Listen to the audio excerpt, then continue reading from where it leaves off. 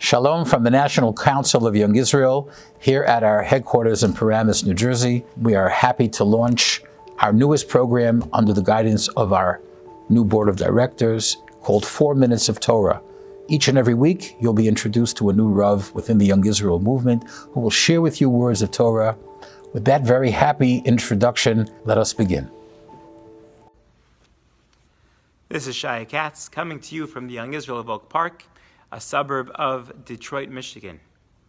I'd like to share with you an idea that hopefully can reframe the purpose of Elul and also can help us prepare for the Yom Narayim. We know that this is a time of change. It's a time of tshuva. It's a time to think to ourselves, what can I do better? Where can I add more avodas Hashem? But at the same time, we also say to ourselves, I'm booked. My schedule is already set. I still have to bring my kids at the same time every morning. I still go to work 9 to 5 or whatever it may be. I still come home from work exhausted. How exactly am I going to do more avodas Hashem? I just don't have the time. Yeshayahu HaNavi tells us in this week's Haftarah, Kol tzofayach nasu kol yachdav yaranenu. The watchmen of Yerushalayim will see at the time of the Geula, they'll see together in unison that the Geula is taking place.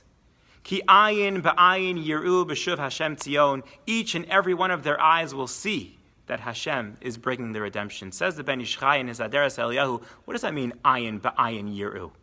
Just say, be'eneihem yiru, with their eyes they'll see. What's ayin ba'ayin? Says the Ben Ish Chai, every person really has two different kinds of eyes. We have an eye which shows us what's physically in front of us, the ayin ha're'iyah, the eye that allows us to see the tangible physical reality. And then we have the ayin hasichli, how we interpret those specific, those same physical things in front of us. The ayin hasichli is what the people of Jerusalem were always thinking about. When they saw Yerushalayim bechorabana, they saw the vision of how one day it will be redeemed and rebuilt. Ayin ba'ayin, says the Ben Ish Chai, means that each of their eyes now finally found common ground. The physical reality materialized into their vision of the ayin hasichli. And the truth is that everything in life is like that. We all have an eye which looks at the simplistic surface level existence around us, the activities that we do, and then we have the ayin hasichli. How do we interpret those activities? What meaning do we infuse inside of those activities? The pasuk says, "Ki tatzor al ir yamim rabim ilachem aleha." When you go and you fight against a city for whatever reason, lo tashchis es eitzah. Don't destroy its trees. We know that to be the halacha of Baal Tashchis, not to be wasteful. Says the Mei HaShiloach, you can go a step deeper and say that the word eitzah doesn't just mean its trees with a mapike, eitzah, but rather eitzah meaning wisdom, the way that we think about things. He says that even afilu b'shas hatirda, even when you're really, really busy, you're really bogged down, you've got work to do.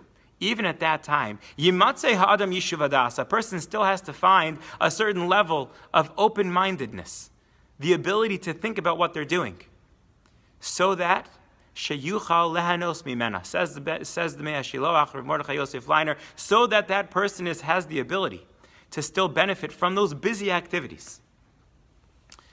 Perhaps the mission of Elul is not simply to add more avodas Hashem. We don't necessarily have the time, but rather to see within what we're already doing how those things are avodas Hashem, as the pasuk in Mishlei says, "B'chol derachecha te'ehu," in all of your ways, whatever your activities might be, you should still know Hashem.